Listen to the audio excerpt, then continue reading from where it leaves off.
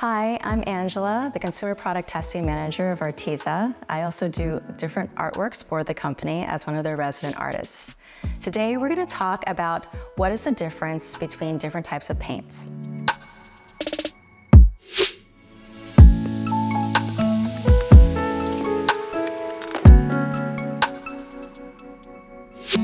So we're going to cover oil, acrylic, watercolor, gouache, and acrylic wash.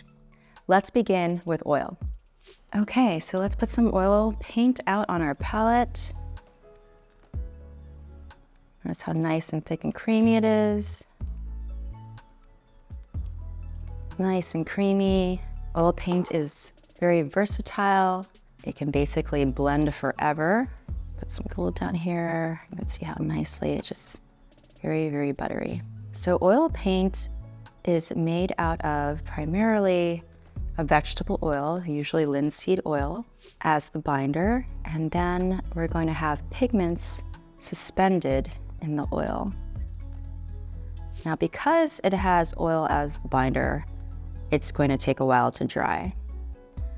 Oil paintings can take, depending on how thick you apply your paints, days, weeks, months, and years sometimes. So if you're doing an impasto technique, it could definitely take years.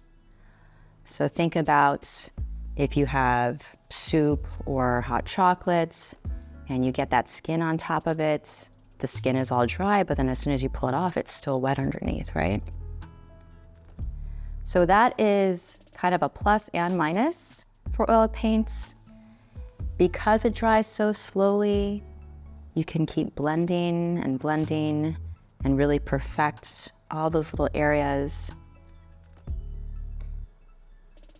But if you want something that's going to dry quick, you're probably going to want a different type of paint, or you're going to have to add some different dryers in it.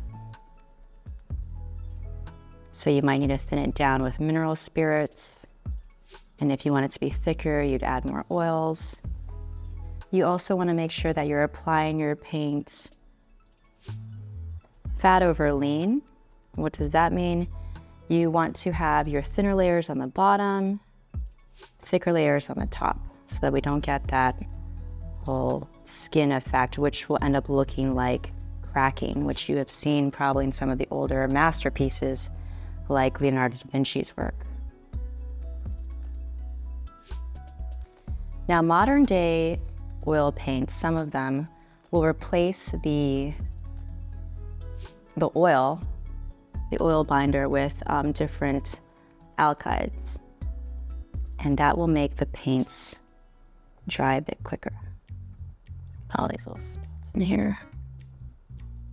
There we go. Okay, and that is our oil. Okay, then let's move on to our acrylic paints. Put some nice bright colors out here. Acrylic paints are also nice and creamy. They have the ability to be really nice and bright. They usually come in an amazing assortment of colors. Sorry, we have our acrylic paints out. Let's see, let's start working on some ice cream. So unlike oil paints, acrylic paints are water-based, which is great. So you can add water to them. You can make them more fluid. See how this is kind of chunky right now? There we go. So it can make it flow a lot easier if we just add some water. We can thin it down, make glazes. Also very versatile in the fact that you can add different mediums to it, make it dry slower or faster. Although the great thing about acrylic paint is that it does naturally dry very quickly, especially in comparison to oils. And it also blends nicely too. Acrylics can also be good for impasto work if you're using heavy-bodied acrylics. Acrylics are made out of, you have your pigments, like all paints will have their pigments, that's the color. And then you have a acrylic polymer as the binder. And then you're gonna have the water as the vehicle. So the great thing about acrylics, it dries a lot faster. You can dilute it. You don't really need to have a whole lot of other mediums to mix with it if you don't want. You just need your paints, your brush, and some water. The cool thing is that it goes on lots of different surfaces. You can have it on paper like we're using now. You can have it on wood, plastic, pretty much any surface it can go on. And then because it has the binder as an acrylic polymer emulsion, it's gonna kind of dry like a thin layer of plastic in a way. So all these paints right here, if I mix them together, if I don't, I can literally, once they're all completely dry, pull them up and it'll be a flexible material. So very good for your stretch canvases. Okay, there we go. Some nice ice cream. Next, let's do our watercolor paints. You can see as I pour it out, it looks a little bit more fluid, kind of like it's not as creamy and thick. So if I'm just using this straight, we can see how nice and opaque that is. And then all I need to do is add water. And we can see how the pigments are just suspended, right? Suspended in there. And if I take a little dab of this other color, you can see how it just kind of starts to spread out in what's already there. So watercolor is very simple in a way. It has its pigments, the vehicle is going to be the water, but the binder that we have is going to be gum arabic. And that kind of just thickens everything up a little bit. Helps the pigments stick together, acts as a glue basically. The great thing about watercolors is that you can get these really soft pastel looks to it. It can be very delicate. I can just keep watering down, down, and down, and down. So some of the, it's great because you can dilute, you have all these interesting little tonalities that are coming out because we're putting water in it. One of the cons is that it can be hard to color match. It can be hard to like recreate that gradient if you want to. Let me get a small brush, round. And depending on how much water you're adding, it does have the potential of drying too quickly. So something to keep in mind. They're very easy to mix, but sometimes also if you're going into an area to rework it, it can get kind of muddy. Another great thing about it is it can reactivate. So I already have this balloon done, but if I wanted to add something else or extend it, I can always just reactivate it and then push it out. So you can see how I'm just getting rid of that edge right there and making it wider.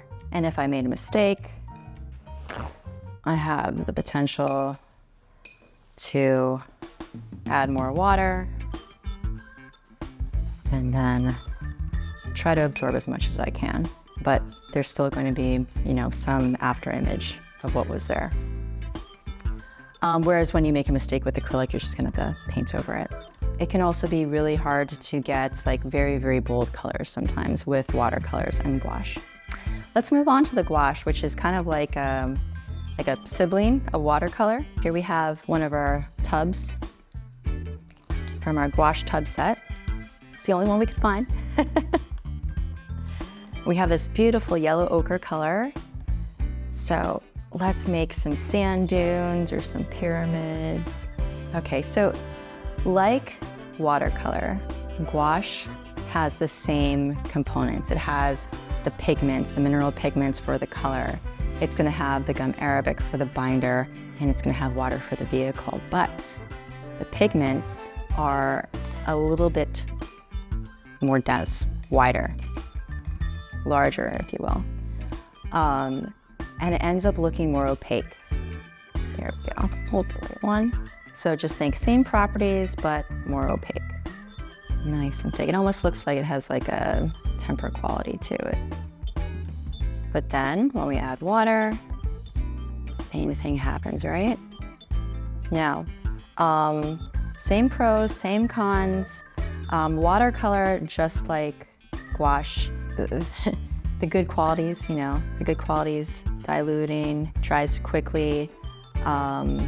So if you work really quickly, that's awesome, but it might dry as you're working. So you also be mindful of that. Unlike acrylic, when it dries, it becomes stiff, like watercolor. Gouache and watercolor will become stiff and can be prone to cracking. So if I basically go like this, right, apply it very thick, once that dries, if I bend the paper, it's gonna crack. And I should know what the pyramids are. Ankara, Khafre, and of course they were, built with alien technology. That's a different video. Yeah, so gouache is going to be more opaque. You can get brighter colors, more saturated colors, let's say. But same issue. If you overwork an area, it can get a little too muddy. All right, and now let's talk about acrylic gouache, which is really cool because you get the best of both worlds.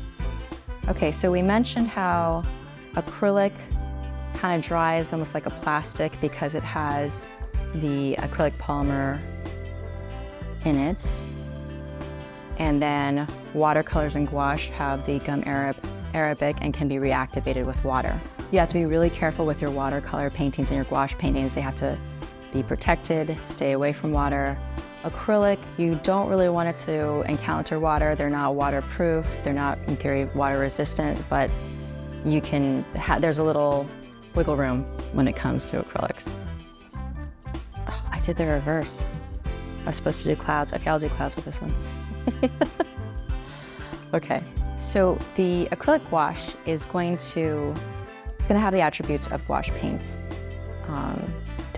More delicate, thin, but the difference is that it's not going to be able to reactivate with water the way that watercolor and gouache does. So let's see how nicely it dilutes.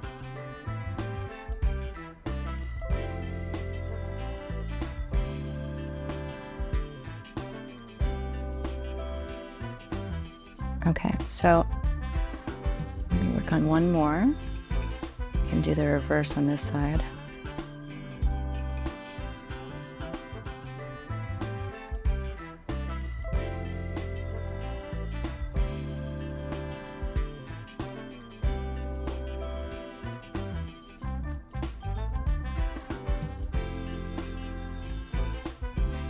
Okay, so let's give that a minute to dry, and then we'll be able to see exactly what I'm talking about.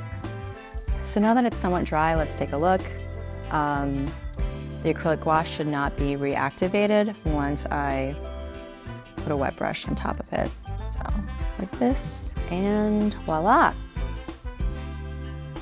not reactivated. However, if I do the same thing in our gouache area, there we go. So you get the best of both worlds. Acts like a gouache, dries like an acrylic.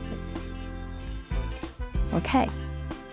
I hope you enjoyed your time with us today. If you've liked what you've seen, please share, subscribe, comment below.